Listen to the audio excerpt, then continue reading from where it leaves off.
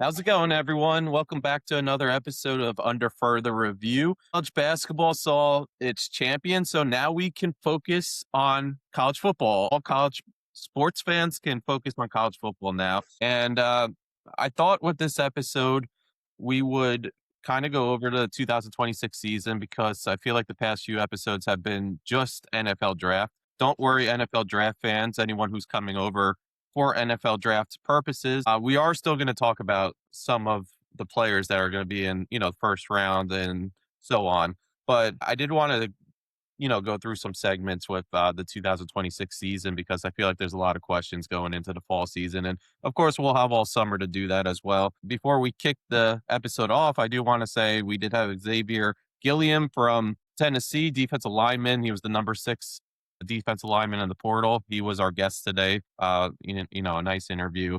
I think it was about a 25-minute interview. So he gave us a good amount of his time and a lot of good information there. He's going to be a stud, and his goal is to be a day one pick. And I think he has it in him to get there. But yeah, let's start off with our first segment. And I thought this would be fun because there's a lot of teams, even in the upper echelon of college football, that have a lot of question marks around them. And everything has to go right in order for them to win a national championship or even make the college football playoff. So I wanted to do something in terms of what has to go right for these teams to make the playoffs. And I wrote a bunch of teams. We'll go through a few of them this week because there's a few other segments I do want to get to during this episode. But the first one, I thought this was so interesting just because of what they lost on the defensive side of the ball. Of course, they're going to be stacked and they have a lot of weapons on offense. But Ohio State, in order for them to make the playoff, mind you, they're going to be playing the likes of Texas early on, Indiana, Oregon, and Michigan. And other than that, every other game just feels like a winnable game. But that's 4 quality top 25 teams right there. So in your opinion, give me one thing that has to go right for Ohio State, and if it doesn't, then their season might be washed. I would say the growth of Julian Sand, just because you saw him in the playoffs and the championship, the Big Ten championship game last year. He just didn't look like he did during the regular season. Like he just didn't look at all like how he did, how he was throwing all the his completion percentage and everything, and it just wasn't the same. Yeah, I mean, he developed like a serious case of happy feet when he started facing consistent defenses. I don't want to take away from what he did earlier and throughout the regular season, but he definitely faced a tougher defensive test when it got to the playoffs. And I don't want to say that he failed, but he did not pass. He didn't live up to it. Happy feet are one of those things where some guys can cure it, some guys can't. He's a young quarterback. I think that it's more likely he does figure it out. But I mean, regardless of who they lost on defense and whatnot, he's the engine that makes it go. And if he's sputtering and he can't get it right, and he continues to, I don't want to say see ghosts, but see things that aren't there in the pocket because he feels it around him, it's gonna be tough. They're gonna go out, they're gonna rip off, have a great regular season. When it gets time, when it gets to the nitty gritty, if he plays the way he did with the same limitations that he had, they're gonna be ousted pretty quick again. I agree with both of you. That was when I was writing this down in the notes, that was the first thing I thought of was Julian saying, just because if he makes the next jump, if he takes that next step, I think Ohio State's going to be pretty unstoppable because I was looking at their defense even. This is like a physical Big Ten defense. They may not have the big names that they had this past year. Of course, how are you going to beat 3 top 10 or potential top 10 picks in Arvell Reese, Sonny Styles, and Caleb Downs? And even you could throw in Caden McDonald, who could go in the first round. But there's a lot of players on this team that we probably aren't talking about enough that could develop into potential NFL draft guys, find themselves on an NFL roster. But even like if you think of historical Big Ten play, these are just guys that you love to see on your roster that will do, that they may not have a ultimate strength that you're like, wow, star player, All-American, but they just do everything right. It feels like an Indiana type player from this past year. But Julian's saying, yeah, I mean, I think back to Texas last year, that first game when we were sitting here and we're like, we didn't do anything wrong. So that's why Ohio State won. They were able to rally behind their defensive performance. Of course, Arch Manning didn't play great. Key play was the touchdown drive he had. I think the final score was 14-7. Julian saying did just enough where it was, he didn't throw interceptions. That was the big thing. He made timely completions. And that's all you can expect from a first career start.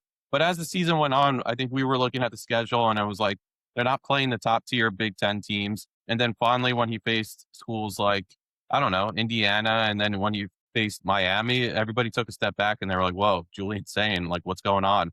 Like Mike said, happy feet, looked a little nervous in the pocket, wasn't making his typical reads, was kind of overshooting people at times. And, the offensive line didn't have a great performance against Miami either, and he didn't have much time. But how's that translate over to the NFL where it's 10 times quicker at the NFL level? So he's arguably not going to have a better offensive line either. He's going to be playing it behind most likely a lesser offensive line for most of his career than what he did last year. Yeah, because that offensive line right there, it starts with the center who's returning this year, but he could, if he has another strong year, he's up there as one of the top centers in next year's draft. But the entire offensive line were probably NFL type or caliber guys. So, that's another good point where he was behind a strong offensive line. He had all the weapons. He's going to have the weapons this year, but it's just a year of experience. Let's see what a year of experience did for Julian Sayin. So that's probably the biggest thing. I'm excited. I'm excited about Jeremiah Smith because now we're starting to have the conversations. This may be one of the best college receivers we've seen, if not ever, in a long time. I've seen multiple people say that during the offseason about Jeremiah Smith, and he's bulked up during the offseason. And then Chris Henry Jr., the freshman, he's going to be the real deal. So I'm excited about him as well. Let's move on. Let's talk another Big Ten team, Indiana. So their quarterback, obviously Fernando Mendoza, he's going to be probably the overall pick to the Raiders. So they have a new quarterback in Josh Hoover. But they brought in a lot of other guys. They hit the portal quick. And they were in the playoffs still, obviously. And Kirk Cinetti said, screw it. I'm going to get my roster set for next year during the first few days. And then I'm going to move on and prepare for the championship game. So Indiana, what has to go right for them to kind of repeat what they did this past season? So I think the obvious one, again, is the quarterback play, right? I'll leave that to somebody else. But if Josh Hoover takes that step forward with Cignetti that we think he's going to, he doesn't turn the ball over like he did at TCU. Granted, he was the team at TCU. So I think that's the easiest thing to look at. I want to look at their defense. Their defense had an issue this year with chunk plays, and they had given up chunk plays. They lost pieces of defense. I mean, the big thing is if they, with the transfers and everything they took in, if they could limit the big chunk plays and the offense stays steady, it doesn't even have to be Mendoza level offense. It just has to be a steady offense, which I think Hoover's more than capable of. I think they get back there. But that's the biggest thing is transfers adapting to the system, which I feel Cignetti's going to be pretty easy to adapt them all in. I mean, that's kind of what he's always done. But if they can limit the big chunk plays and Josh Hoover doesn't turn the ball over, I think we could see another quick, kind of like what we saw last year. It's just going to be another even flow season. Yeah, I agree. I mean, Cignetti's a great coach. I do feel like just alone he's going to be able to coach his guys up. I mean, losing, I feel like one of their best secondary pieces in Pons, you got to find somebody to replace him. So it's just they got to see how they can fit into the system with their secondary. Because I feel like that's a lot of the reason why they got so much pressure on teams is because their secondary was very stout. I think it's the reality of what the transfer portal is becoming. Like, if you want to win, you're going to hit the transfer portal hard. We even saw it on the basketball side. Last night, Michigan won with 5 starting players that, Coach May got in the transfer portal. That's the first time we've ever seen that. And for football, that Indiana team, while it wasn't like the top players in the transfer portal, Cignetti brought over some guys from James Madison when he made a coaching change, and then, a few other key pickups like Mendoza from California. But they were coachable players. They were ones that fit his system. The thing I fear this year is that they just went after the top talent in the portal, and they were like, all right, we can get it now because we won a national championship. And complacency, that's my biggest fear with this team. And I know Cignetti won't allow that to happen because he didn't put a smile on his face until they finally won the championship this year. And I would think that next season's going to be the same thing. But I don't know. They're playing Ohio State. I believe they play Oregon this year. So they're playing some of the better Big Ten teams. Obviously, they have to get through the Big Ten championship game. And then you got to get through the playoff again. And when you revamp a roster like this in the transfer portal, you have a new quarterback, you have new faces on defense. You're bringing in Nick Marsh from Michigan State, who I actually think is more talented than any receiver they had on last year's team, and that includes Omar Cooper and Elijah Surratt.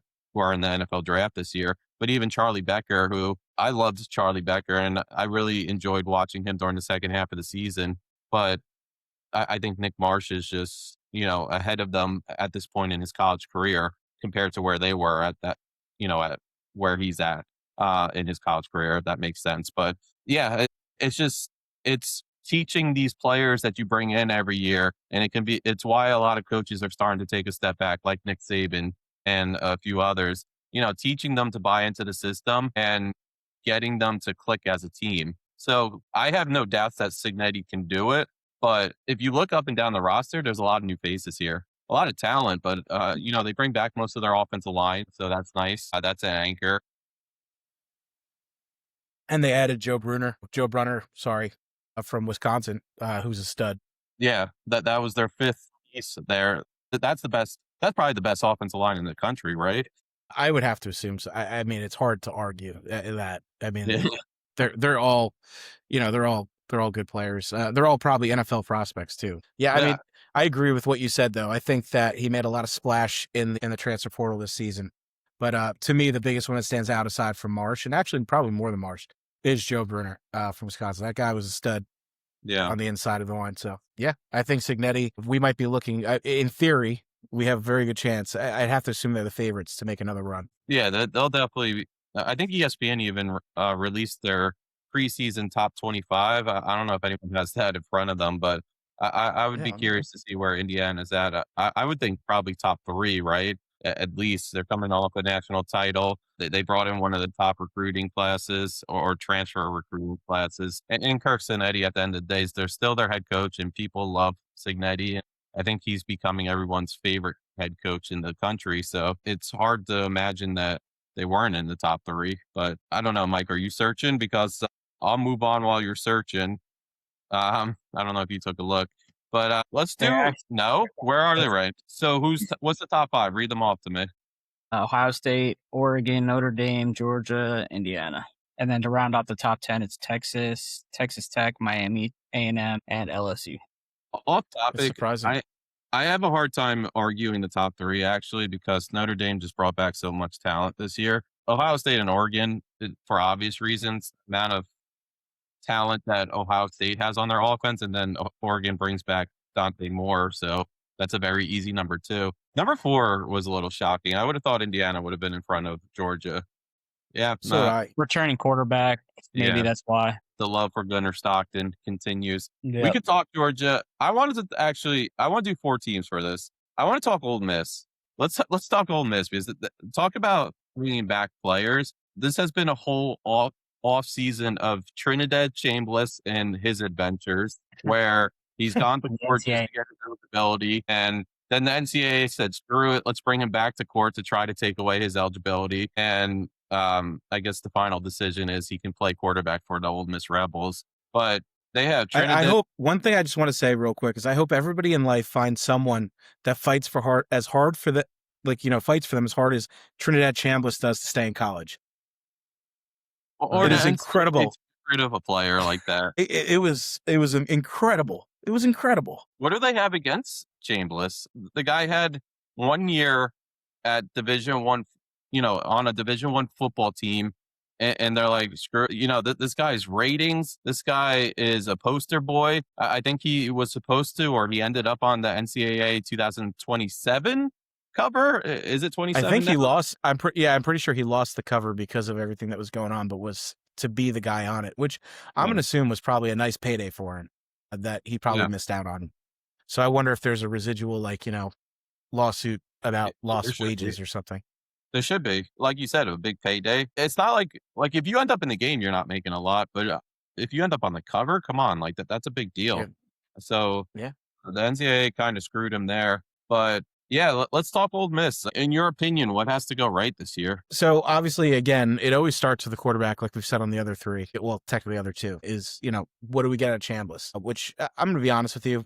I think that he's going to be just fine. I don't see a drop off in his play. The difference was they had to rebuild that defense, right? They lost a lot to the transfer portal, but from Golden brought in a lot of pieces as well. So how quickly does that defense get back to where it needs to be, like they were during that playoff run? I don't know. You got technically a first time head coach. He's learning the ebbs and flows of college football as a head coach rather than a defensive coordinator. And he's now having to navigate something that a lot of coaches are still trying to figure out, even experienced ones, about the transfer portal, losing players and bringing them in. So I'm really going to take a look at, like, my big thing is I'm going to remove Chambliss as my key here because we've done that on the previous two, but that defense, how quickly do they get up to speed? How quickly do they mesh?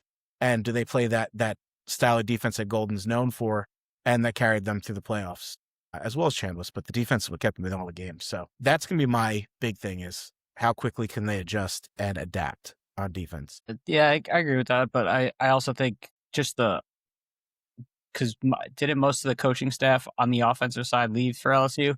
I mean, just all of it. Yeah, so that would be my argument. Like, they need to mesh well. Like, they need to find the system. They could still run the same system, but it's just it's going to be different play calling. They're not going to have that offensive mastermind fueling the fire. So I feel like but if I'm not mistaken, they've retained a lot. I have to double check this, but not to mute your point. But I think they've retained most of their offensive players they didn't lose a whole lot. I understand, but still, the person you're starting calling a new system. Yeah, you're missing the person calling the plays, and so I feel like that could be their setback. But if you have the right players, they might be able to account for that. But it's going to be hard. It's the SEC. I had actually the same thought as you, Kev. Pete Golden kind of got handed off the keys to, I don't know, what's a really nice car, like a Ferrari or something. It was, his team was already in the playoffs. They were done with the regular season. I would think when you're building momentum and now they have the motivation of kind of hating their former head coach and proving him wrong, that there's going to be some tough nose football being played. I think even the locker room will focus a little more because they want it just that much more. And I'm not saying what Pete Golden did last season wasn't impressive, because every week I went in, I was like, this is some quality game play call management that he's doing right here. That Georgia game was probably the most exciting college football game I saw all season last year. I forget what time it ended, but it ended late, and we were going. Our group chat was going crazy. Yeah, crazy. That was unbelievable. Now, what do you do now, especially when like somebody like Charlie Weiss Jr., who NFL teams were trying to pull away from Lane Kiffin this past offseason, and I would think that next year he does end up on a NFL squad, especially if LSU has a strong season this year, and they certainly have the talent to do it. So it was weird because it kind of felt like an internship where they kept saying like they don't know if this is going to be the last game for these coaches. They have coaches in waiting on the sideline, kind of learning the ropes and seeing like what they have to do just in case they have to come into play. It was so weird. I don't know if I've ever seen that before, even where it's like, I don't know if I'm going to have my coaching staff next game. We're in the playoffs here, but our coach got hired by another SEC school, and he's kind of saying, I don't want you coaching that school anymore. It was just a really weird situation. I guess you can give Pete Golden props for that because he navigated through that whole situation with grace in some ways, and he was able to keep that team together. But even more impressive was what he did during the offseason. I don't know if they lost too many of their recruits, and they did pretty well in the transfer portal. He was able to bring Chambliss back, and he was also able to keep Kewan Lacey, who's going to be one of the best running backs in the nation next year. So this is definitely a really strong roster coming back. We'll just see what Pete Golden can do now that he's going to have a full season as the head coach. The only thing I don't like about Pete Golden, and we've talked about this on this podcast, is what he did to Clemson. But I guess that's just the nature of what college football and the transfer portal is now. But how he texted that linebacker while he was in class and kind of stole him away. The kid was already enrolled. Leave him alone. He already made his decision, but that it is what it is. Let's do one more team. Why don't we do LSU? Because I always think LSU is pretty curious case. Even this year with Lane Kiffin taking over, like what is year one going to look like for Lane Kiffin? What goes right if they do make the playoffs? But in other years, even last year, I think Lee Corso during his last ever college game day said that LSU was going to be his national champion, and then obviously that didn't happen. But what has to go right for LSU and Lane Kiffin during year one in order for them to make the playoff. Not to beat the dead horse or anything, but I mean it's Sam Levitt. I mean if he can stay healthy really, and how quick he can pick up Lane Kiffin's system. I feel like if he picks up Kiffin's system quickly and stays healthy, it's going to be like another either Jackson Dart situation, Trinidad Chambliss situation. I feel like he's even more talented than some of those two. He's got the arm talent. I feel like he could be, if he has a good year, I feel like he could put himself into the top 5, top 10 situation in the draft. Yeah, I agree. And that I'm actually just going to put it all on Lane Kiffin here. It's going to come down to Lane Kiffin and what he does with this team. He really has no excuse. I know people are like LSU's been kind of deprived of talent. With the recruits that he brought in the transfer portal, I think he had 40 guys transfer in, a lot of those being most of them being 4 stars. He's got a couple 5 stars, and he's got the big one that's underrated is Jordan Seaton from Colorado, the left tackle, who's probably the best left tackle in the country. Yeah, I was hoping that he went to London. Yeah, I like that was one of them. The kid from, I think his name was Prince Will from Ole Miss, the edge, who's one of the best edge rushers in the nation. So the talent's there. Like, talent's not going to be an issue. I know a lot of times, like, first year coach, new program, it's different in this situation. I mean, he brought in, he's got a top team in the SEC right off the bat based off his recruiting. So I'm putting this all on Kiffin and what he does as a coach, which we've known. Like, we saw what he did at Ole Miss. He can recruit the best of them. He's not afraid of the transfer portal. But then that, we saw what he did at USC. He's not afraid to piss people off. He's not afraid to upset people, So I'm putting it on Kiffin. It's all on Lane Kiffin. He has no excuse. It's not about talent. It's not about being a first-year coach at LSU. He's obviously got playoff experience and everything from, at Ole Miss. It's now, let's put it together at a top program and do it year in, year out. So I'm not putting it on the players at all. It's all on Lane. The biggest deal breaker is how is he going to coach his future son-in-law with Weeks? That's so wild to me that his star linebacker on the roster is dating his daughter. So, like, what happens when there is, family turmoil issues? in the relationship? Yeah, like the relationship hits what the happens rock. if they break up mid-season? Yeah. Does he console his daughter or his linebacker? Did he drop Weeks or his football life down there? I'd have to assume he consoles Whit Weeks and not his daughter. At least till the season's over. It's like, what's Mike McDaniel, the Seahawks coach? What'd he say? He's like hardly with his kids during the football season. It's the same thing. I bet Kiffin's going to be with Weeks more than he is with his daughter during the season. But every day.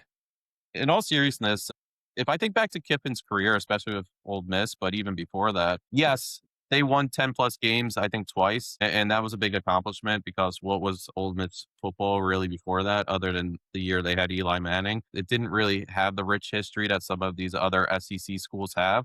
But to me, like, last season was finally the season where the Ole Miss put it together. They won the big games, and he wasn't even there for the playoff run. I was so excited to see a Lane Kiffin coach team during the playoff because I've never seen someone more glorified that has done. I'm not trying to take away from what Lane Kiffin is. Do it. Say it. I've never seen someone more glorified that has done less than what Lane Kiffin has done. We've talked about it on this podcast, like this disruptive departures that he's had in the past as a coach. I feel like almost every position before he became the Ole Miss coach, and even the Ole Miss position, he's had such negative departures that it's just, and he hasn't been consistent. It just like baffles me that like these teams keep coming in and they're saying, I'm gonna give you an even bigger payday than you received last time. And I'm going to give you all this NIL money. You're going to build this awesome roster. And you almost know what to expect from Lane Kiffin year in and year out. In fact, I'll call it right now. I think there's 2 or 3 games that they probably end up losing this year that are either they were supposed to win or they were supposed to be dogfights and they just couldn't get the job done. And I think that's going to be the defining moments that keep them out of the playoff. I think LSU football is just, it feels like it's almost cursed at this moment, like, I don't know what to say because last season was supposed to be a year where they put it together, they make the playoff, they make a nice little run. I thought college football was wide open last season and they couldn't even do it then. What makes us think that they're going to do it this season? There's I don't know. He's also got an obsession with USC quarterbacks. I just want to point that out. He got Jackson Dart from USC and then he went out and got Longstreet to back up Levitt. Yeah. Like, that man's got a weird obsession with USC considering he was fired from there. I'm surprised he didn't try to take USC's quarterback. Yeah, you're right. I don't know. I think, yeah, well, they did. He got Houston Longstreet from them, which I'm sure Lincoln Riley probably wasn't too happy about because I think that was one of his prized possessions. Yeah, that's the future Yeah. right there.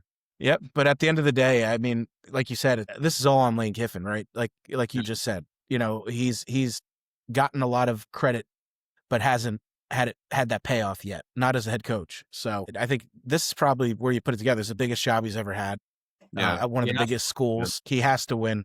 Otherwise, it's going to be, I don't think he gets another opportunity at another school like this. He'll always have a job in coaching, but it may not be at a premier school and a premier conference like this.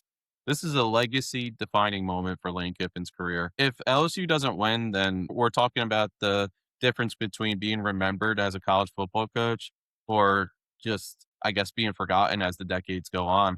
There's been countless coaches in the game that have been fine coaches. I'm sure when they were active head coaches, people sat there and they were like, yeah, that's a good coach right there. But as time went on, like we're not talking about them here on this podcast. I'm sure other podcasts aren't talking about them. There's just so many coaches that come in and out that it's hard to staple yourself as that legendary head coach, that Saban of the world.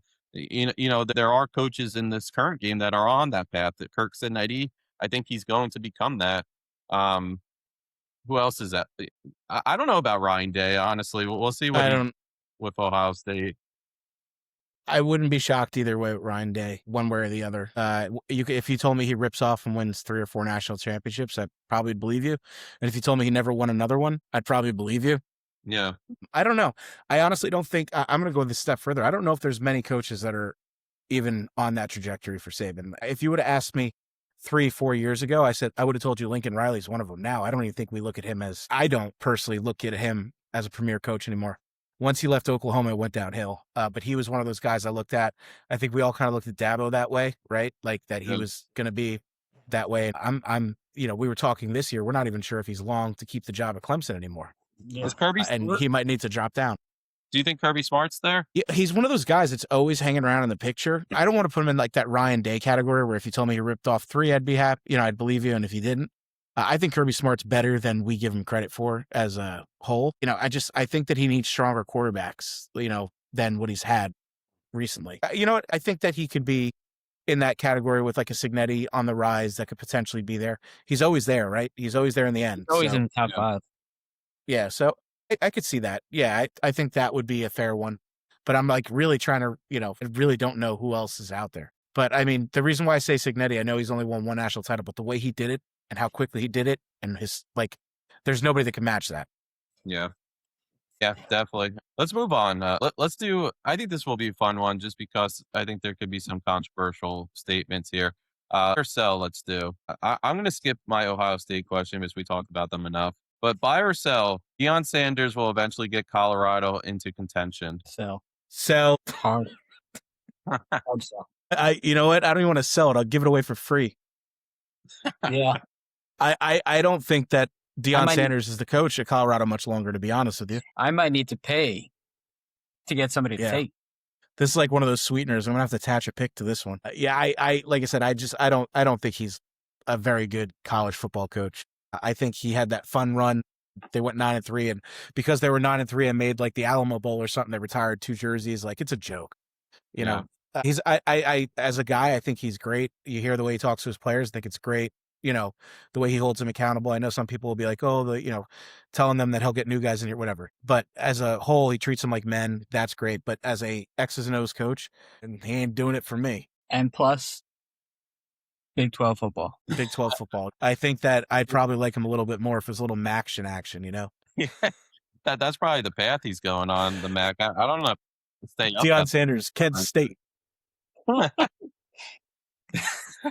I just think that Deion Sanders, people are getting tired of his like where he is as a coach. It was fun when he came in because Colorado was terrible. What did they have, like 1 win the season before he took over? And then he brings his son in, and he brings Travis Hunter in, and he brings in some of these other talents, and then he goes into and they got 3 wins. Yeah. They But got 3 wins. I'll never forget the first time he met that Colorado team. He went in there and said, most of you guys probably won't be on this roster come fall, and their faces just froze. And then he actually did it. He went out and got like 50 to 60 new players on that roster. It was a complete overhaul. And then, like you said, it just hasn't been a product on the field. But between that and players kind of talking trash about him since they left, I know the one quarterback said, in 3 months, I've learned more about college football or more about the quarterback position than I did 2 years at Colorado. And then I know another player said something about the practices and Deion Sanders as a coach and stuff like that. But it just sounds like it's utter chaos in that locker room. And I don't know if these players fully believe that this hard image that Deion Sanders puts on is actually who he is as a person. And that's hard to sell because when you made your whole NFL career as that showboat player, prime time, and you still go out in your interviews and you try to act like prime time, but then when you go to the locker room, you try to hold these guys accountable. Are you really going to sit there and be like, yeah, I'm buying into this? Or are you going to be like, it's kind of like a phony in some ways, like what side of Deion Sanders do we believe in? Do we believe in the guy that's talking to the media? Or do we believe in the guy in this locker room who's trying to be like, that hard coach who is trying to hold us accountable? So I agree. I don't know how much longer this Deion Sanders in Colorado honeymoon is going to be, but it's impressive he even got there. He was at a HBCU and he was getting top recruits at that college when they historically don't. And he was winning there, and then he got himself a position at Colorado, which is still a bit, it's not the biggest of Division I, but it's Division I. So, yeah, let's move on to the next one. Buy or sell? Arch Manning is the Heisman favorite at the moment. I'm gonna I'm gonna go first. I don't know. I'd say it's kind of like it's a buy because I do feel like he will be one of the top 5 in the Heisman rating. I mean, he goes by the name. Like it's a Manning name, and also, I mean, if he does bring Texas up and gets them into the playoff, I do feel like he could be in that Heisman race. So, do I think he's the best quarterback at the moment? I'm not sold on it, but I do feel like he can bring it to that level if he makes another step. All right, I'm gonna do this the long-winded way. So Steve knows my opinions of Arch Manning. Kevin knows my opinions. I don't dislike him. I think that he's overinflated. I think the idea of him is more what people fall in love with than what he actually is. I'm gonna buy though because it's what people want, right? Like people love Arch Manning. They love the idea of him. They love his family lineage. They love everything, and they're willing to overlook a lot of what happened last year to put it there. And that's okay. So I'm going to buy that he is probably the Heisman favorite now. Personally, I don't think that he's going to win a Heisman. I think there's a lot of growth that needs to happen. He finished out the year strong last year, but he had a really rough first 6 weeks, 5 weeks, whatever it was. So I'm going to buy the idea because that's what people feel. But in reality, I would sell this if it was reality. I would buy it too. I think I'm bigger on Arch Manning than maybe Mike is and a lot of other people after last season. But I saw what he was able to do in the second half, take down some top 25 teams in the bowl game. He played lights out. His body size and body frame and his ability to take off at any given moment. And I keep going back to this, but the fact that he has weapons now, both at the wide receiver position, but in the backfield as well. I think there's a lot in play for Arch Manning. So we're going to go back to last season. Before last season started, the 2025 season, the reason people were making Arch a favorite then was because of the potential. Well, now the potential is getting maxed out. Now it's like either do it or you're just not going to become the quarterback that we think you are. So I think this is the season where he either has to put it together or he starts to get a lot of that negative press where it's like, is Manning really capable of living up to that Manning name? And that's hard to, as a young player in this day and age, that's hard to hear, hard to get through. It's going to follow you until you actually prove them wrong. And who knows when that's going to be, because I think he does enter the NFL draft next year, regardless of what his performance is this season. So he could be having that negative press following him into the NFL, which is not a fun time for Arch Manning.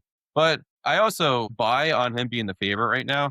I also don't think he will walk away with the Heisman just because the Heisman Trophy is such a hard thing to win. You have to be the best of the best. How many people play college football every year? You have to be that best guy. But he has a good chance because if you think about all the quarterbacks that are coming back this year and it's a loaded class, all of those quarterbacks have question marks too. You know, the Sorsbys of the world, can he do it at a big school like Texas Tech? Julian saying, will he be able to beat big time schools? Who else is up there? You know, you name it. Sam Levitt. I mean, Mensa. Yeah, Mensa at Miami now. What will he do at Miami? Everybody has their question marks going into the season. You know, some of them will, you know, do very well this year and really make a name for themselves. But I think there will be quarterbacks from this class that we've been talking about throughout the offseason months that we're going to be like, wow, they really took a step back.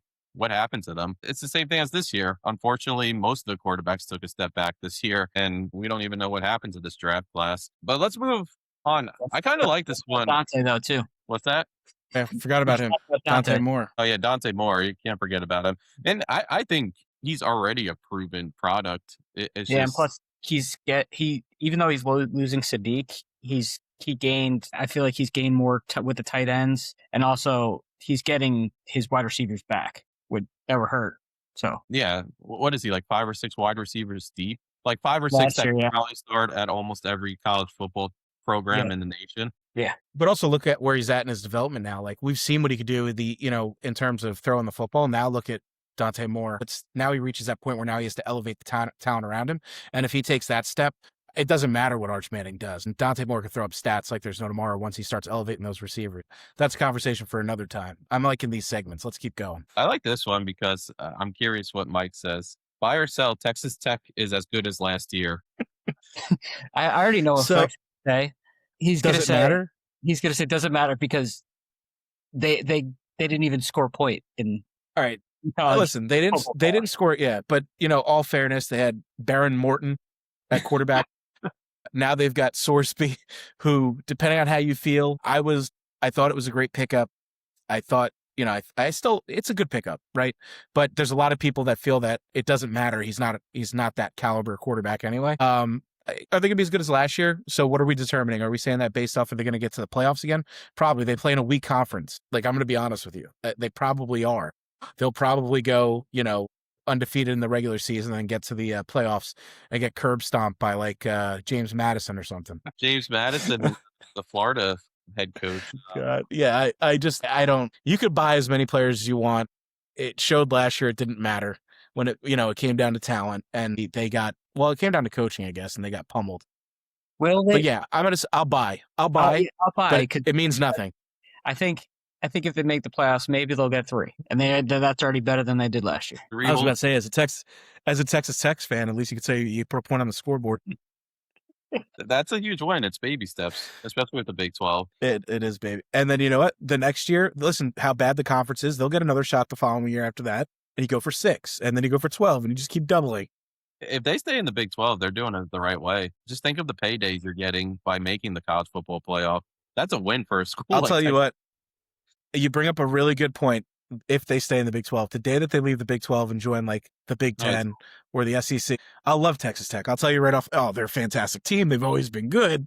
All of a sudden they become Kentucky when they go to the SEC. Then Texas Tech fans could say, we beat an SEC school. I will, like on a serious note though, the fact that they don't have Baron Morton anymore and they have Brendan Sorsby, I think right there kind of gives them a little more hope than last season. But the defense, I mean, you lose Bailey and Rodriguez, right, at linebacker? Rodriguez, yeah.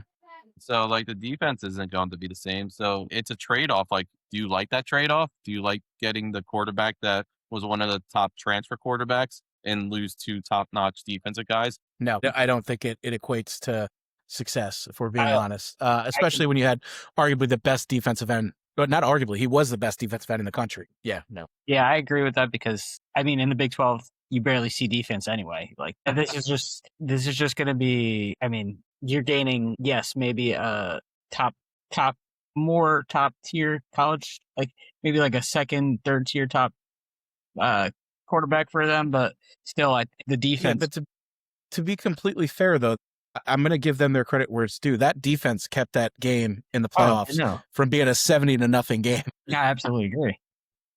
They had like 3 fourth down stops.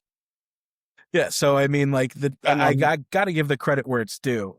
So no, I'm going to think argue the with trade-off Kevin on was this. bad. I think it was a bad trade off because I guess he agrees with me. Yeah, it was a bad trade off because now your defense is going to suffer because you lost a guy who had what did Bailey have 14 and a half sacks last year, 19 and a half stops, and Rodriguez had 615 tackles.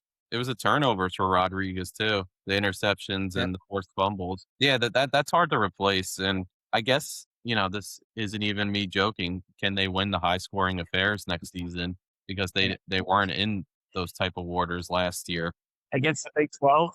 Against the Big 12, probably, but Yeah. nobody else. And not against the SEC or Big 10 school. I think their defense we may think that their defense is good through the Big 12 schedule, but once they get to the playoff, it's not going to be, Oregon was playing with their food that entire game, I feel like.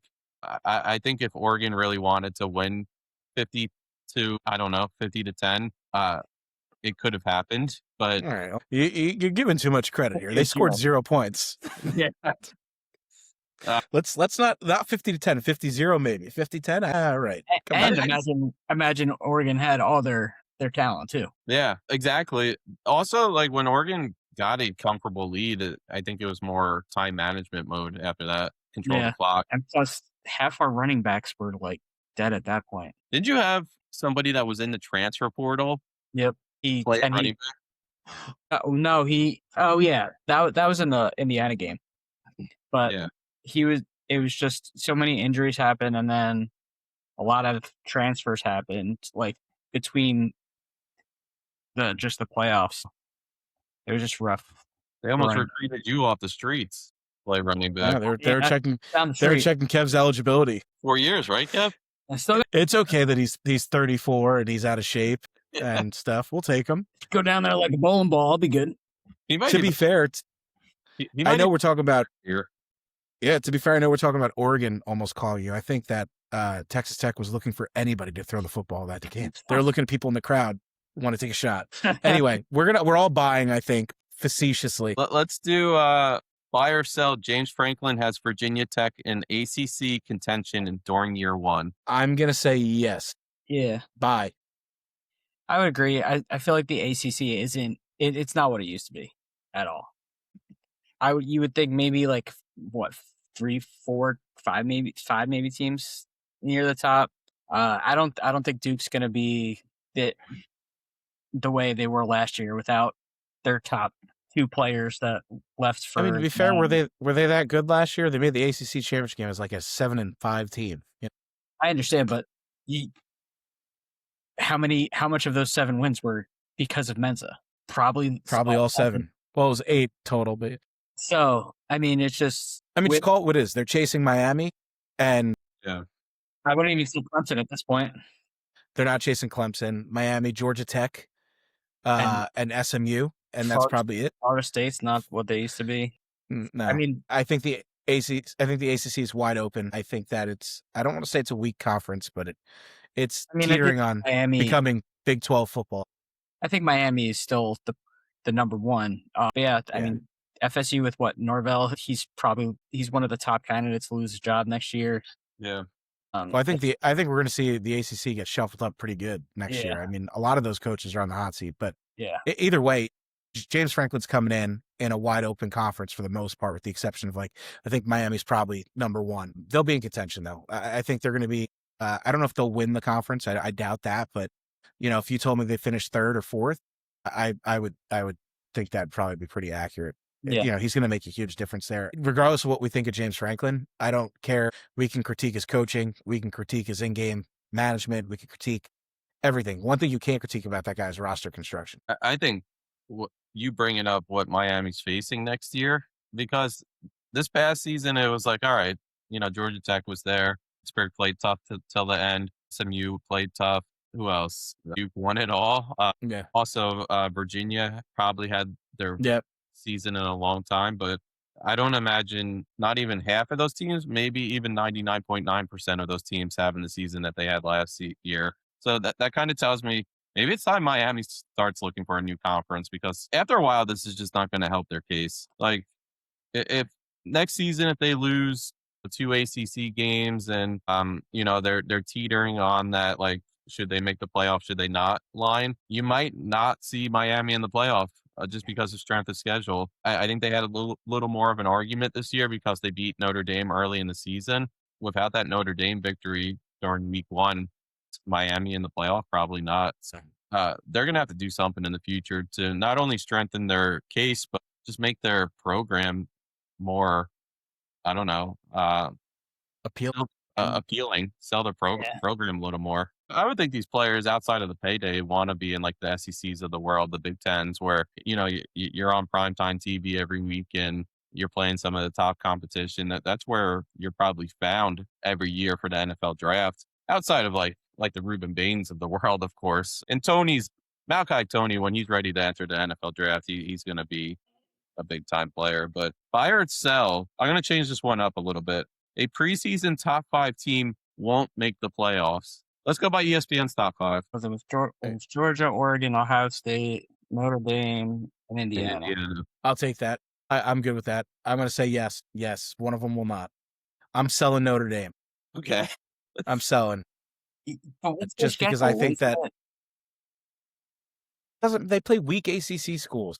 I understand, but then they have the baby bid now. They do have the baby bid now, but that's gonna, how much pressure they're gonna have on them week in and week out now.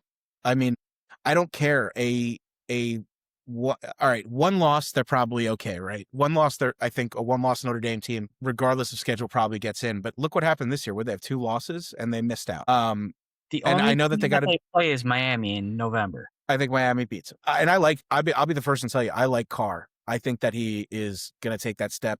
And actually, he's probably going to be my Heisman favorite for this year. But I don't like the way Notre Dame ended the year last year. I thought it was very cowardice. And I got to pick one. And I'm picking Notre Dame to be the team that misses the playoffs. Because the irony of it is they've got the auto bid. And if they don't finish in the top 12, it'll be a slap. Everyone will rejoice and it'll be a slap in their face.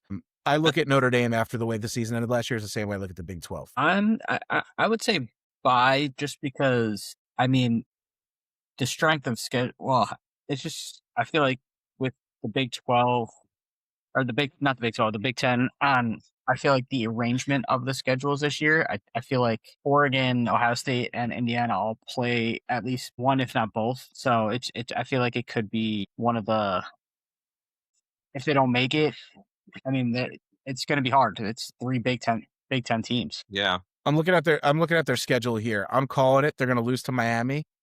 Who, Notre Dame? They're going to lose to. Yes, they're going to lose to. I'm gonna pick a. Let's just see how off or how good this is. They're going to lose to Miami. They're going to lose to SMU. SMU, and just because it'll be funny, I'm going to throw BYU, the Stormin' Mormons. You're going to throw in a Big 12 team. Bear Bachmeier is going to have a huge day passing for 78 passing yards, and they're going to win. LJ Martin's back too. He might get 200 yards rushing. He better, because Bachmeier ain't throwing the ball very far. So no, he wears 47. He's meant to run the ball. Usually, but also, in all seriousness, I think it's unpredictable. But if you told me I'm going to buy, I just don't see, or what it. I guess I'm going to sell that all 5 don't make it, just because it's a lot. There's a lot of games to be played, and there's a lot of chances for them to falter, any of those teams. So yeah, that's my logic. Yeah, I'd be curious to see what the top 5 looked like going into the 2025 season, and if they all made it. But I'm going to say that all 5 do make it, because I don't see a world where Ohio State's not in it. I don't see Oregon not making it, especially with Dante Moore back and all the talent that he has around him. I have a hard time seeing Georgia slip up, especially them bringing back Gunnar Stockton. And then there was a lot of guys on that defense that stepped up that all year we were talking about Georgia, and we were like, oh, they don't have the usual like scary players up front that they have on defense. And then those younger guys did step in, and they turned into those type of players, and now they're all back. So I think Georgia's going to be good. Notre Dame, unfortunately for you, Mike, between Carr being like a Heisman Trophy favorite, I do think they're going to rely heavily on him now that they lost their 2-headed attack at running back. But that defense is without a doubt one of the best returning defenses in the country. And I would say Leonard Moore at cornerback is probably a top 10 college football player in 2026, or a returning 2026 player. So I have a hard time seeing Notre Dame lose enough to not make the playoffs. They might very well lose to Miami, but every other game they should be the favorite. They can't have slip-ups, though. They can't lose to BYUs. They can't lose to the SMUs and everyone else. If they do, then they're probably hovering around like that, not making it to the playoffs. So I can see where you're coming from, Mike, because 2 losses next season might actually mean you're not in. But like Kevin said, all they have to do is be in the top 12, and that they're pretty much getting guaranteed. And just to answer your question, I looked at the preseason top 25 from last year, and of the top 5, only 2 teams made the playoffs. And to go a step further, of the top 10, only 4 made the playoffs. Who were the top 5? Oregon. So it was Texas 1, Penn State 2, Ohio State 3, Clemson 4, Georgia 5. Wow. You know what's fun to think about from that too? Like, if this was 2012 or 2025, April 2025, we're probably sitting there and we're like, there's not a world where Penn State doesn't make it in the fall. And then look what happened. Yeah, I mean, I'm looking here at the top 12 of last year. I mean, only 4 teams from the top 12 last year made the playoff. I'm gonna say I mean, Indiana's got a tough game on October 3rd. They have to go in to the birthplace of football. So then they might. Rutgers next year is probably in the playoffs. I'm guessing, like, realistically, Rutgers is probably sitting at 3 by the season's end next year. You don't know what's about to happen, all right? That's like the run up the stats game right there. Nope, it's not. That's not the case. You're going to see the 2-headed quarterback attack of Dylan Lonergan and AJ Surace at quarterback all season. They're both going to be Heisman finalists. It's going to be fine. All right. KJ Duff, are you kidding me? Best receiver in the country. He actually potentially could be. I was about to say, I don't know how you can ever get excited about this Rutgers football team, but KJ Duff is definitely a reason excited. Like, we might be talking, he's the potentially like the first receiver off the board next year, maybe not, second or third. Yeah, Jeremiah. That dude is special. Yeah, Jeremiah Smith's out there. Come on. I mean, but KJ Duff is like, yeah. Anyway, I don't know how this became a Rutgers conversation.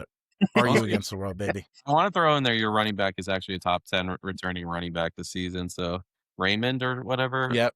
Antoine Raymond. Yep. Yeah, he's good. Yeah, I don't know how this. Yep. And that's pretty much it. So, yes, Rutgers is going to slip into the top 5. That's why I'm certain. I got a good one for you. Buy or sell Bob Chesney being the best young coach in college football? I'm going to say buy, just with how he played against Oregon and all the freaking plays that he came up with to deceive the defense. He put up more points against the Oregon defense than freaking Texas Tech did. So, and now he's at UCLA, right? I mean, he's got Nico, who, I mean, if Nico plays how he did 2 years ago, you're looking at a pretty solid team. Yeah, he's not even that young. That's what's so funny about it. He's like 50 years old, but is he really? Bob Chesney's 50 years old? 48, yeah. How am I old or young? In terms of, like, I don't know if there's anybody more exciting right now or has like has that. I guess I don't know if anybody has more excitement around them than he would in theory about what he's capable of in a big conference. But I can't think of a name that comes to mind that I am excited about as a first time, big, head coach at a school. So, I mean, the other one I guess would be Golden at Ole Miss, but does he have that same kind of excitement or aura to him? Probably not. Yeah, I'm going to buy that. I'm going to buy it.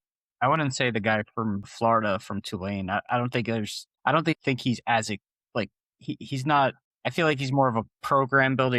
He's not the one where you're like I'm excited to see what he could do. Like, you're just kind of. What about Stein from Kentucky? I don't know. He's a defensive coaches though are kind of, it's hard to get excited about them. Do you still throw Dan Lanning in the young coach category? I mean, let me look up his age. In age, yes. I feel like he's not as like in the old tier. Watch, look up Dan Lanning, 52. I'm gonna say he's like 39. He's 39. He's like 40, but he's younger than Chesney. No, it's crazier. He's not that much older than us. No, and he's accomplished so much. Yeah. And what have we accomplished? Nothing.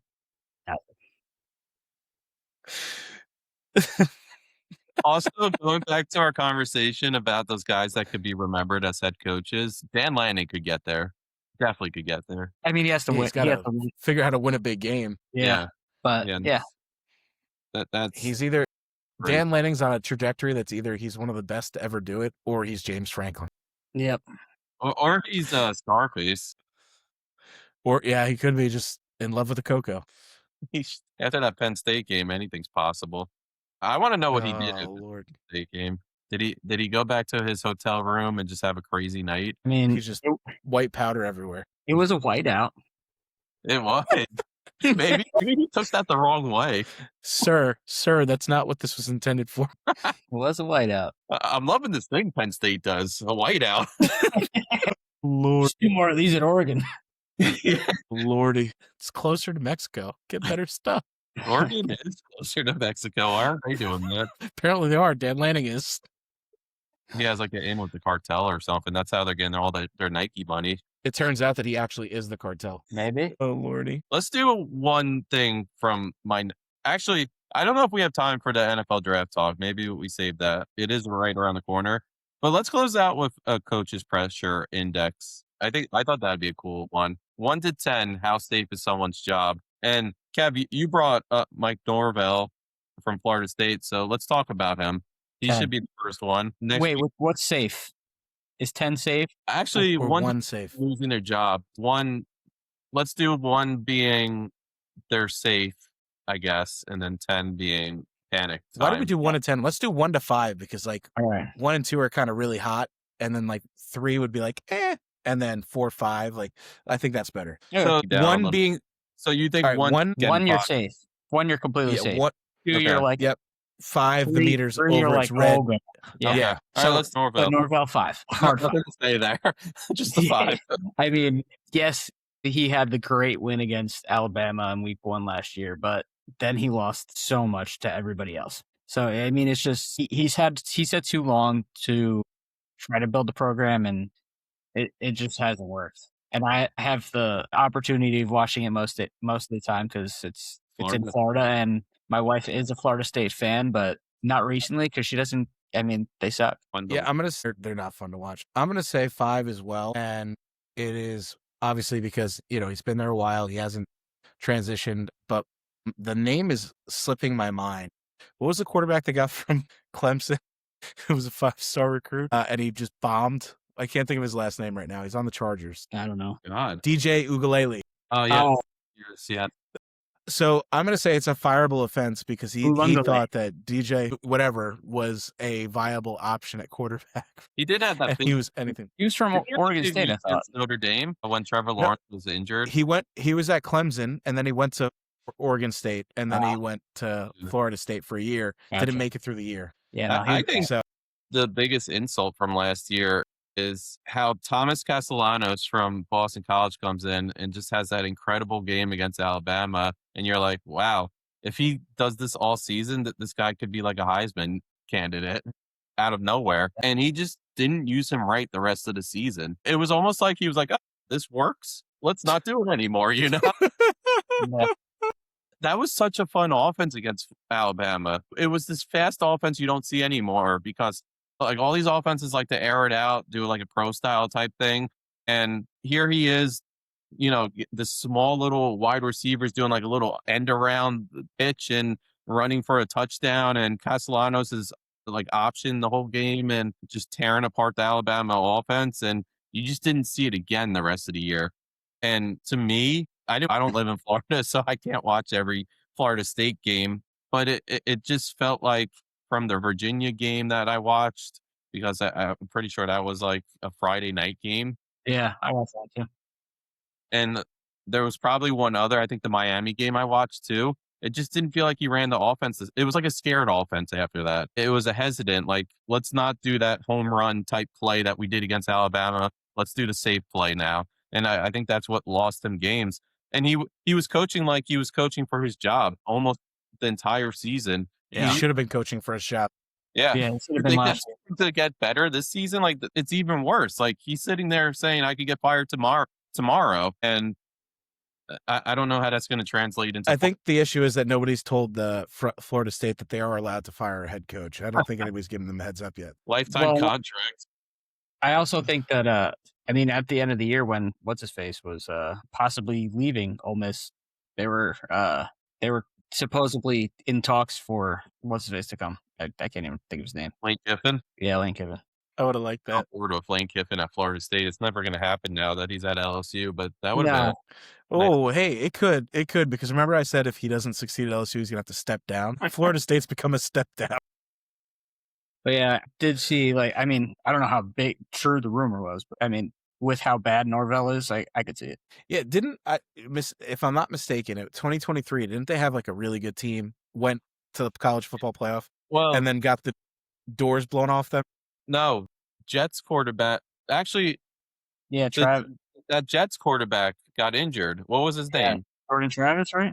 Yeah, He gets injured. They end up losing, I think, one game that year, and then they win the ACC championship game in this like defensive, ugly fashion. And the college football committee actually kept Florida State out of the playoff that year, and it became. I think that was still when it was a 14. oh, yeah. That's when they lost to Georgia, like by like 60 or 65 points, whatever it was, because they had, or Georgia was pissed they missed the playoff and they lost. Yeah. Well, Georgia and Florida Travis. State missed that year. That was the year Michigan won. Yep. I think it was Michigan, the 1 seed. I know Bama sneaked in because they beat Georgia in that SEC championship. I believe it was Washington and Texas. Texas was the other team that was in. So those 4 teams get in, and Florida State didn't make it, even though they won the ACC championship that year. It was almost the Big 12 treatment. People are like, who did you play? But Exactly. I remember Norvell made such a big stink there. Couldn't believe it. And because that team, they were good. They had a quarterback who probably would have been a Heisman Trophy finalist if he didn't get injured. Keon Coleman was on that team, and he had an electric year. He like found himself in the first round. He got drafted by the Bills. End of the first. Second. It was second. So second round, but it was way higher than what he would have been. Oh yeah. Michigan State. Yeah, it was tough for them because you can't help injuries, but the reality of it is, I think that was actually a time when the college football committee sat there and made a correct decision, because if you allowed Florida State to go into the playoff, you probably would have had the most boring game ever. And I'm saying that knowing that Texas Tech was in the playoffs this year. So yeah, and JMU and Tulane were all in the playoffs, and I'm saying this would have been even worse. This would have been slaughter if you let Florida State, and that's one of the 4 teams. But yeah, do we feel pretty good? I'll save the rest of the coaches, I guess, for I have some good ones on there. Yeah, I like these segments, the buy or sell. Yeah. I mean, we could do another one if you want. Let's do another one. One more. Another coach or coach? Yeah, let's do another coach. Let's just do Make it a juicy one. Let's do the next one on the list. I like that one. Is that juicy enough? Shane Beamer from South Carolina, or would we rather do Dabo? No, let's do Beamer. That's fine. We'll say that's Beamer. It's an easy one. I don't think the seat could. I think it's just as bad as Mike Norvell. It's flames everywhere. You ever seen that meme of like the little thing in the fire where it's like, this is fine? That's where we're at. That's South Carolina football. I mean, he's got so much talent on the roster that you can't just do what you're doing. I mean, you got Lenora Sellers, who's probably one of the most physically gifted quarterbacks that are in the country. He may not be a consistent passer, but like, you could design an offense around. You got Nick Harbor, who's probably the scariest human walking. I don't care if he can't catch. You design a play around getting him the ball somehow. Like, and it's just so unoriginal. And his offense is boring, just boring. I mean, he's definitely not his dad. They were up what, like 28, 20 something. Oh God, on Texas A&M. And like then 30 something, wasn't it? Yeah, it was stupid. And then they just folded completely in the second half. Yeah, you know how hard it is to blow a 30. I think it was 32 points. All you gotta do is just run the clock. I literally would have just handed the ball to Nick Harbor and said, "Go forward." Just 2-3 yards a pop. You try and tackle a guy that's 6'11", 290 pounds, and runs a 4.2. Freaking! It gets chased down the tunnel by the police officer. Yeah, exactly. Like could you imagine that cop trying to arrest him? You're in for a rough day. Is that really rough day? Not anymore. Like I can't imagine he does. It was bad when that happened.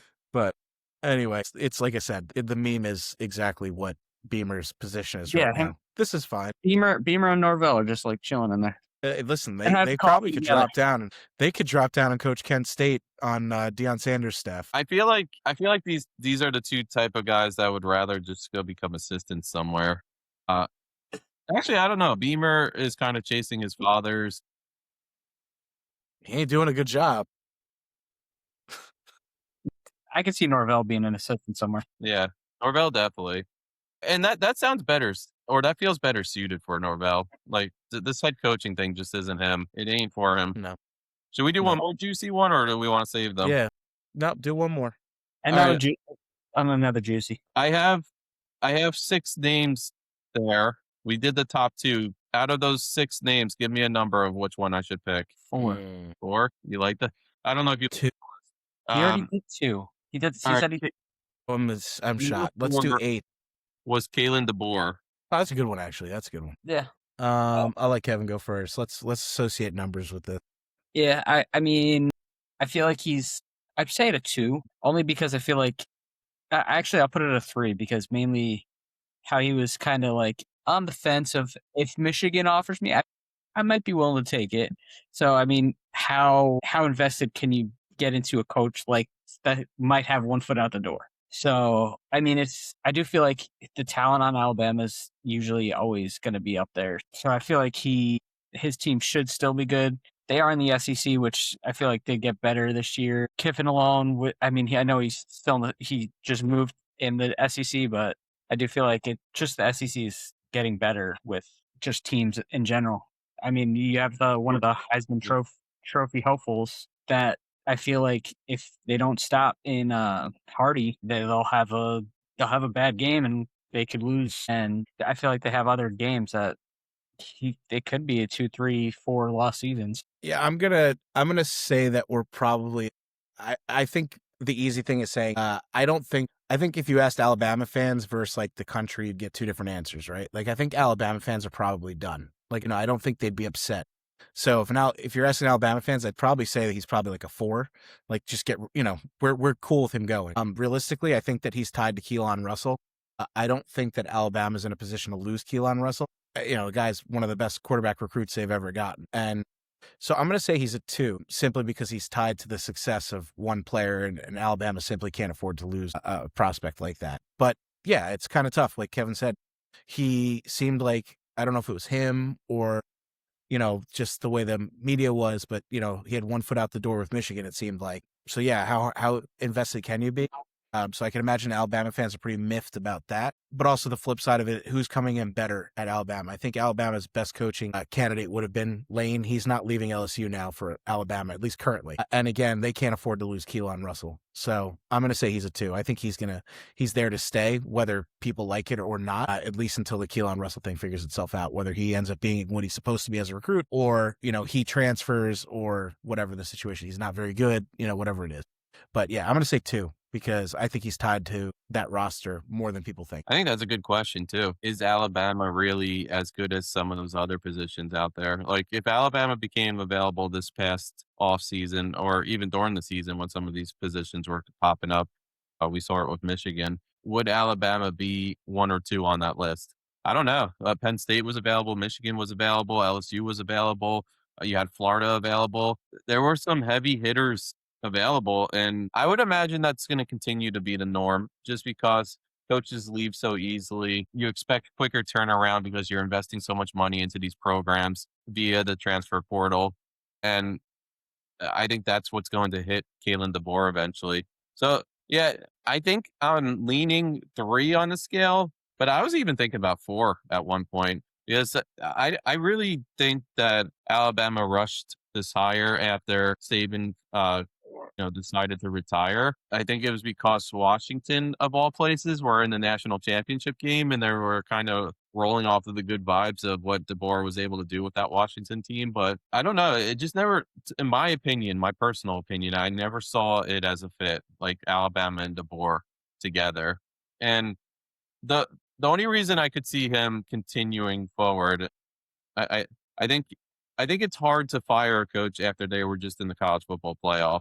But I can see this season becoming very disastrous quick because it's a 2 quarterback battle. Like Mike said, they're probably going to go with their highly recruited quarterback, Russell. But I mean, in the SEC, first-year quarterback, this is a little different than like a Ty Simpson, who's been your backup for the past 2 seasons. He knows the system, stuff like that. But Russell could be the more talented player, so who knows what he's able to do once he's on the field.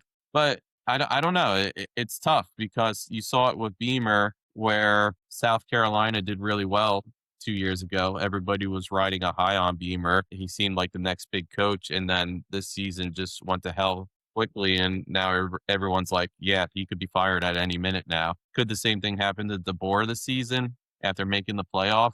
And then you have a new quarterback and a lot of new players on the roster, and you end up losing like 4 or 5 games. Then like, what are the Alabama fans saying? Especially after you tried to like entertain another position the season before while you were in the playoffs. So it's tough to predict. That's why I put it more towards a 3. But I could see that easily becoming like, hey, like DeBoer's not our guy. Let's go find someone that's going to be that big coach. Is that I think like the Alabama athletic department, the fans all believe the Alabama Crimson Tide is still the premier position. I think that's up to other people to decide if it is or not, especially these coaches. What do you say? Close it out there. 3 good segments. We're going to have to try to implement some NFL draft talk. What's the date for the NFL draft this year? 25th? No. 25th.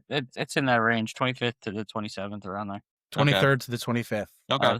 Okay. Yeah, just about, 16 days away from the NFL drafts. Definitely are going to have to do some more breakdowns.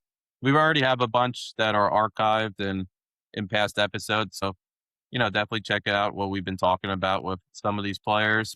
I think at some point we maybe do like a first round mock or something. We can even start to go a little deeper and start giving up like our sleepers and whatever else you guys want to talk about. But, NFL draft's right around the corner. But I also don't want to forget, like, I think this 2026 season is going to be fun for college football. And that's why, I really wanted to do something like this today. And I think we should continue to do maybe half and half NFL draft, half college football. But, Yep. And we're going live, right, for the draft? I think we should. Yeah, that might be a good idea. Whether it's live on Instagram or TikTok, one of the two, I think both could be a good option. So we'll figure that out. I also think the live option moving forward could be a cool idea. Yeah. Plus, you got 2 Jets fans and a Giants fan. I think the live reaction to those picks will either show you how unhappy and miserable we are, or how happy and delighted we'll be. So that could be fun. Can't wait to trade back on live. I can't wait for the Jets to take Ty Simpson and Kevin just to break down. Yeah, that'll be bad. Or, Ruben Bain at 2 and for me, and I just shut my screen down. Maybe we wouldn't do it ever if the Jets. I would literally just, you guys would be talking and I would just. That's almost as good as Mike talking about Texas Tech is Mike talking about. Hey, and listen, if we go live, you Texas Tech fans, you're willing, if you would like to, come on in. We'll talk about, all of the prospects you have in the NFL draft. One. Yeah. And he might be a Jet anyway. Yeah, possibly. But let's end it off. Let's end it off to our interview. Xavier Gilliam, the new Tennessee Volunteers defensive lineman. We will catch you guys next week. Plenty of episodes coming your way with the draft around the corner. For now, here's our interview. Yeah, so I'm going to bring in Xavier Gilliam from Tennessee, just transferred over from Penn State. A big pickup for Tennessee. It was number 6 at the defensive line position in the transfer portal. I wanted to talk about that too, because that's a big, I guess, progression from when you were being recruited initially from Penn State, because I saw 24/7 had you down as a 3-star recruit. I know some other pages had you at that 4-star, but for you to be so heavily coveted during this transfer portal, you had a lot of teams, I'm sure, talking to you. You ultimately picked Tennessee, but what's that progression been like for you? What factored into you making such a big jump as a player?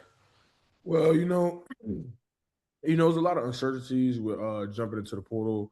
Gotta go find a new home, but also with the transition of my coaches, Coach Knowles, Coach Dex, and Coach Jacks, Tennessee was already kind of in the back of my mind, and then naturally when I got around just taking visits and stuff, I had felt like Tennessee was the best place for me, and with my coaches also being there, I felt like I could really excel here.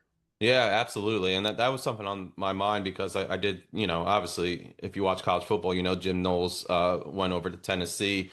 Yeah, His third position in 3 years, but he's known for helping Ohio State, not only win a national championship, but that was an excellent defense there. And then at Penn State, there was a lot of circumstances that just were unpredictable and, so tough to get around. But he's a defensive mastermind, well respected in college football. Why was that a big priority for you to stick with him? And which it sounds like it was. So you can correct me if I'm wrong there. But and what else? What makes him so special as a defensive coordinator? I guess. well, to answer really your first question, I wouldn't say it was more of like me trying to stick with him, but like more just me finding the right place for me, Yeah. and I feel like Tennessee and Coach Knowles that kind of mesh together, And then what was your other question? What makes him so special? Because he seems to make a connection with the players. He's a great defensive mind. Week in and week out, his defenses just play top-notch football. What factors into him doing so well and preparing the players? Well, he for real from him, he expects perfection out of us, So even if it's the smallest thing, he's still gonna let you know, like, hey, we gotta get this cleaned up. And I feel like that attention to detail is why his defense is also so good. And for me personally, this being my second year in the system, I feel I'm more in a better position to play well this season.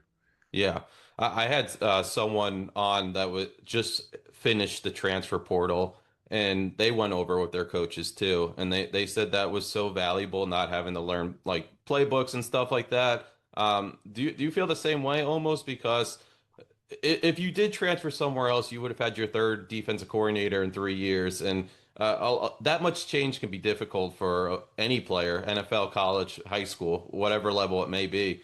Yeah.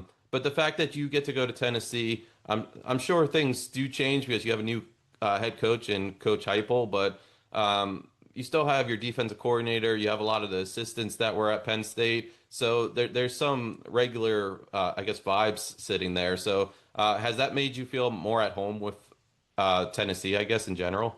I would say a little bit, yeah. Having familiar faces around the building, and then Tennessee also is a very welcoming place. A lot of love from people. You could be at the Target. I remember it was my first week here. I had got my couch delivered, and one of the delivery guys, he had kind of knew who I was. He had That's seen my so cool. name, and so it's just when you're in Tennessee, like it's kind of like an at home feeling. So much hospitality here. Yeah, yeah. Tennessee, they've just been super successful for the past few years, and we'll get into that in a little bit. But I kind of wanted to ask about like you were the first of four, I think, Penn State players to make the switch over to Tennessee. Um, it feels like a lot of the other players, maybe noticed, their teammates were going over to Tennessee, saw that their coordinator was going over there, stuff like that. But you, in general, like, there was that uncertainty of who was even going to be on the roster, who your teammates were going to be. What made you ultimately make the jump and make the jump so quickly? Because I think you were pretty early on in the transfer window, right? Yeah, so a couple of things about that whole process was, one of the biggest things was I wanted to get my commitment out the way early so that I can enroll in school, live in situation, get acclimated to the area.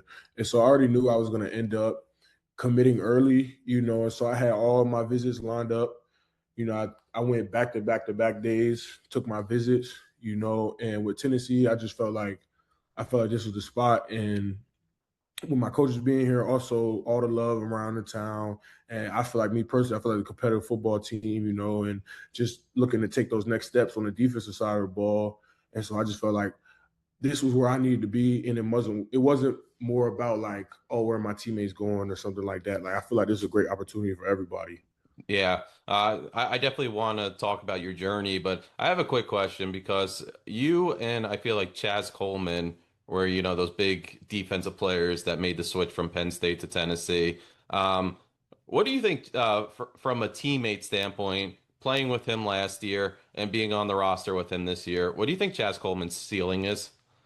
Well, to be honest, anybody that watches him play, he could be a first round draft pick, he could be number one pick overall, super athletically gifted, tall, good frame, so just being on the roster with him, that's my dog. Obviously happy to see that he made that switch to come here with us, but yeah, nothing but love. Yeah, and just hearing like coaches talk about you and reporters talk about the jump that you made last season as your second year in the Penn State program. Uh, what do you think your ceiling is? Like, what are your expectations? Is it first round pick? Do you think that's somewhere you can end up? Oh yeah, most definitely. All about me. I'm striving to be the best. I want to be the best in my position. I want to be the best player in the country. I feel like a lot of players, that's how they mindset is. But I just feel like I want to be number one. You know, and that's how I approach everything. Absolutely. And you have a motor. You expect a lot from yourself. You can tell from how you play every down. There's that nonstop energy. But when you got, I'm sure, like once the Penn State season ended to when committed to Tennessee, it was hard to focus on like, getting in the weight room, preparing for the next season because you were probably making your visits. Yeah. Trying to find out where your home was. Once that ended, like once you knew you were going to Tennessee, you were locked in. What were your goals from there on out? Like, what have you been working on? Did you look at your film from the previous season and say, like, I really need to work on that? Like, what has been a big focus and priority for you during the off season? Yeah, so for me, after doing like a self reevaluation after last season, I found one of the biggest things that I feel like I need to work on with my pass rush. Good D lineman base is pass rush, and so that was one of the things I took into emphasis in this off season so far, and I feel like these first couple spring practices, I'm putting together a lot of good rushes, getting my confidence back, and, just trying new things to expand my bag, my pass rush bag. Yeah, and I saw a report. It was really cool because that you said that because I saw a report saying that you were getting to the quarterback during spring ball, so it's working out. Do you get feedback like almost every practice from your coaches? Like, what are they saying about like, they're familiar with you too, a lot of them. So like, what are they saying about like your growth as a player, like what they're excited about? Yeah, just talking with some of my coaches, it's kind of more just about kind of in the moment. You never in football, one of the things that they kind of emphasize too, you don't want to look too far in the head, be where your feet are, take it one step at a time, so just focusing on, oh, how I do this practice, how do I do this practice, not more so like in the future things. Yeah, I want to fast forward a little bit because I do want to talk more about Tennessee. I want to talk about some of your inspirations as a player currently, but I want to go back to your high school days. What's your journey been like? Because you know, you were a D1 recruit. You ended up Mhm. at Penn State. That's a big time school, Big Ten Yeah, conference. You're from the DMV, Maryland, I believe. yeah. Like, what was the whole process like for you? When did you get to varsity? When did you know that you were going to be able to make it D1? Like that whole process. Well, that's actually a funny story. So, growing up, I never played football. I played baseball and basketball. And it wasn't until my sophomore year that I first started playing football. I wanted to play my freshman year, but that was the COVID year. So I kind of missed out on that. So I started my sophomore year. And I think I remember in training camp, I think it was like the first day, I was like the biggest kid out there. So, they instantly put me on varsity. And I always had like good athleticism from basketball. Like I had good feet and stuff like that. And then just from varsity, I worked my way up. Like I didn't play the first 3 games of the season my sophomore year. And then from there on, I got into the starting rotation, fourth game of the season. And then from there, I was starting all year, and then came back next year, all county, started all year. And yeah, since then it's just been taking off. Had a pretty good senior season. I only took one OV. I went to Penn State and felt like that Wow, was the spot that I need to be at. that's really cool. Yeah, that I love hearing stories like that because I feel like a lot of times in football you do hear, "Hey, I picked it up during high school." I've heard stories of even what was it, Jason Pierre-Paul maybe picking it up in college, even, and then eventually making it to the Giants. I could be wrong there, but I feel like one of the Giants' defensive ends was picked it up in college or really late high school. But yeah, you played baseball. You said basketball too. Um, was football love at first sight type thing? Like right when you got on the field, you were like, "This is something that I really want to perfect," and like this is the sport for me. I have the connection with this sport.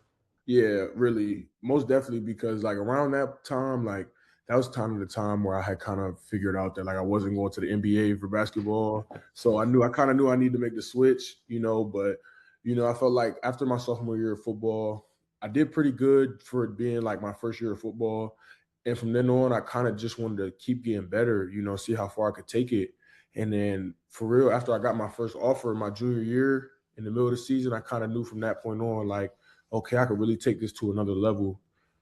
That's awesome. And the DMV, I've noticed that people sleep on the DMV, but the Big Ten seems to really love to, recruit over there. I know Michigan likes to, Penn State loves to. At least when Coach Franklin was there. I know Virginia Tech's been going out heavy after the DMV since he landed there. But Yeah. you see a lot of the DMV players pop up on the Big Ten rosters, but what do you think about like the talent over there? Because people like to talk about the Californias of the world, Texas, Yeah. Florida, all those states that you hear about constantly during the recruiting trail. But the DMV's got some players, 4-star, 5-star recruits year in and year out. What can you say about like your playing days there and like the talent that you faced? Well, just like knowing the DMV, like it's guys coming out of every part of DC, Maryland, and some parts of Virginia, So it's like I always say this: like if you look on some of the top rosters, at every school, you're gonna see a couple guys from the DMV in there.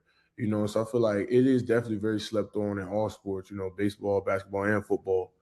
And I personally feel like DMV best place where you get some bump, Yeah, a lot of talent. It's a hot spot, and um, that you can tell because a lot of like the outside schools like to come in and snag those recruits from like the Marylands of the world and stuff like Yeah. that, and Virginias and stuff like that. But um, yeah, once you got to Penn State, I know your first year not as much playing time as probably you wanted, but it's a process. But the team itself did make it far in the college football playoff. What was Mhm. it like being around like a winning atmosphere like that? I always think back to that time because for real, that was probably like the funnest time of my life for real, just chilling with my guys, we winning competitive football, and one thing my coaches always used to say was, you're never gonna have this team back, and that's kind of well, that's I realized that's very true, later on. So it was it was really fun seeing the competition it took and the competitiveness it took to really get to that level and get to how far we made it. And I'm kind of just trying to think of how I can bring those things into my own life to make sure I'm pushing my team as much as possible.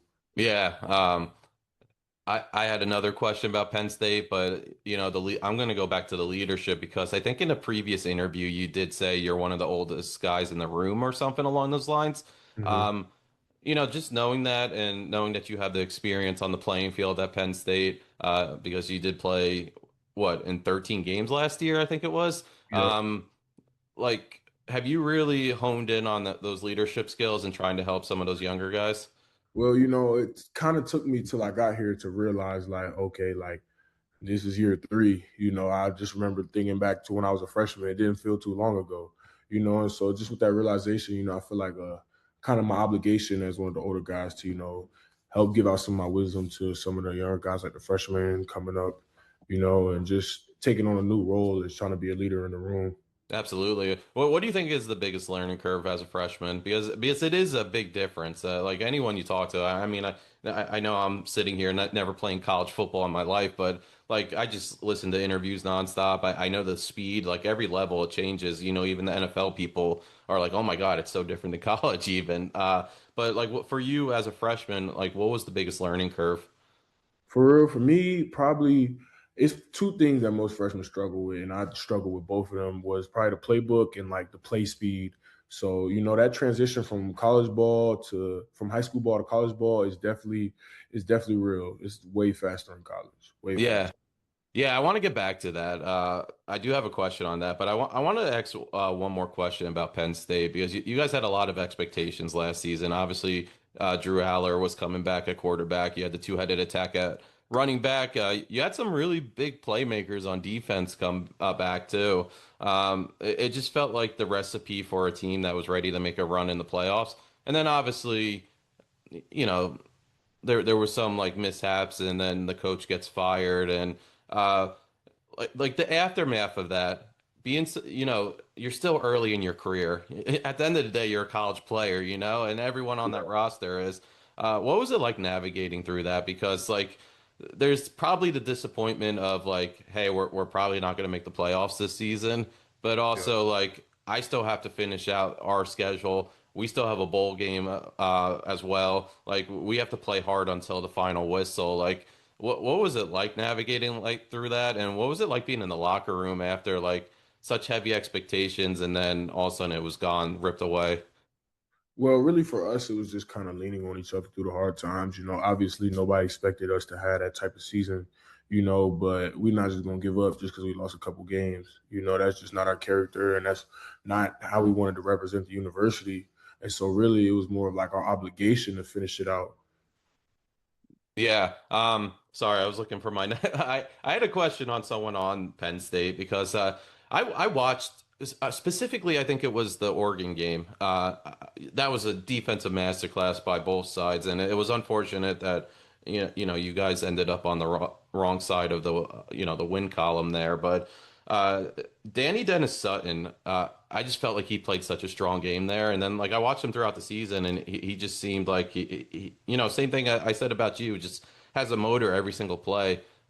What can you say? Do you think he's being slept on in this NFL draft? There's a lot of edge options in this draft, but I Yeah. feel like I don't see his name pop up as much as it should be.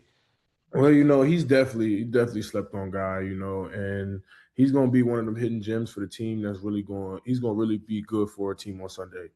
And just being in the room with him, just seeing how he carries himself and how much attention to detail he is. Like, I have no worries about him with the draft upcoming.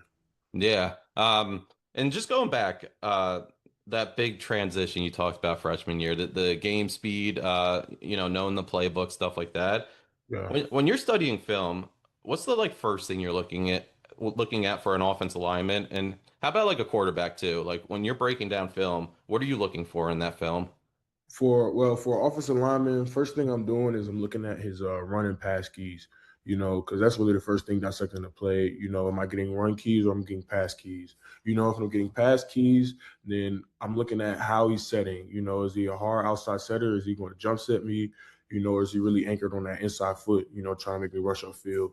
And so those are just some of the things I look for. And for a quarterback, really just looking at his throwing motion. Obviously, you want to make big plays. So strip sack is one of the biggest plays you could possibly make. So just looking at how his throwing motion, I'm looking at how he controls himself in the pocket. Is he a guy that's going to roll out anytime he feels pressure, or is he going to sit in that pocket? So stuff like that. Yeah, that's interesting you said that because like the strip sacks, you see it when people are coming around the edge or rushing the quarterback. It seems like you kind of try to hit the like outside arm there. Is that something you're working on a lot? And even like I know you don't play defensive back or linebacker, but like you notice that like a lot of players try to punch the ball out. Are these things that like you're working on this time of year where like those are the small things that can make a difference once the fall comes around? Yeah, these are things that you're working on year round. We work on this every day in practice. This is something that's just kind of built into everything we do. Trying to get that plus one for your team. Yeah. Who's the toughest offensive lineman you faced? Probably my own teammate Venga. Oh, yeah. He's gonna go pretty high in the draft. I think back to my days on freshman year. On D squad. Having to go up against him every day in practice. So that was definitely a learning curve for me. Having to figure out what can I do against him and how can I really show the coaches that I'm ready to take that next step. Yeah. So you're not surprised that he's making such a jump, right? Because I feel like when the draft first started, you were seeing the mock drafts, he wasn't in the top 10, but all of a sudden people are like, this is the first guard that could be off the board. This Yeah, is someone who could go in the top 10. Sounds like you're not too surprised by that, right? no way, definitely not surprised. Right. Yeah, I guess a few quick questions. Let's go to like game day. I love picking your mind here because it sounds like you really put a lot of time and effort into like reading, film and like trying to know like or be prepared for like what's going to come up. When it's pre-snap, like what's going through your mind? Um, Really, I kind of just try to stay as clear in my mind. I feel like when you're thinking about too many things, that's how you kind of lose focus. So just being relaxed. Taking it 6 seconds at a time. Just focusing on my key and really just trying to make a big play for my team. You don't try to think about too much in the moment. Yeah. I want to finish off with quick Tennessee questions. 2 years ago, when Tennessee was in the playoff, they faced Ohio State, and I know it wasn't a pretty outcome in that game, but man, the thing that you can notice is how much they traveled.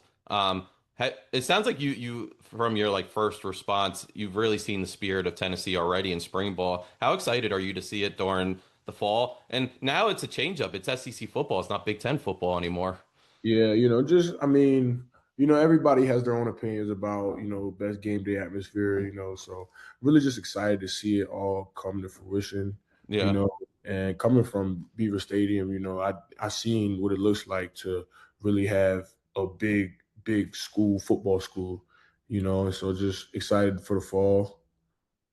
Absolutely. My last question.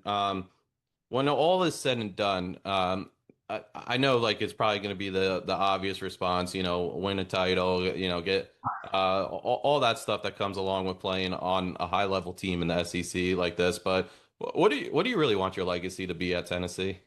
Well, I want my jersey hung up. I want my jersey retired. I feel like that's probably one of the number one honors, as a football player, having your jersey retired as a memory for you to the university, and that's just the type of impact that I want to have on the university myself. Absolutely. I think it's right in front of you, honestly. Like just from like reading everything people have been saying about you, just watching a lot of Big Ten football myself because I live in New Jersey. Rutgers are around the corner, but we get a lot of Penn State games too. So, just watching you last season and um, also just hearing what you had to say about everything, film watching, what you're thinking about pre-snap. It just sounds like all the right things, what you want from a player. So, Xavier, I'm really excited about this opportunity for you. I'm excited to watch you at Tennessee this fall, but thank you so much for joining us. I wish you the best of luck. I'm going to be rooting for you. Okay, yes, sir. Appreciate you, man. Appreciate you for having me.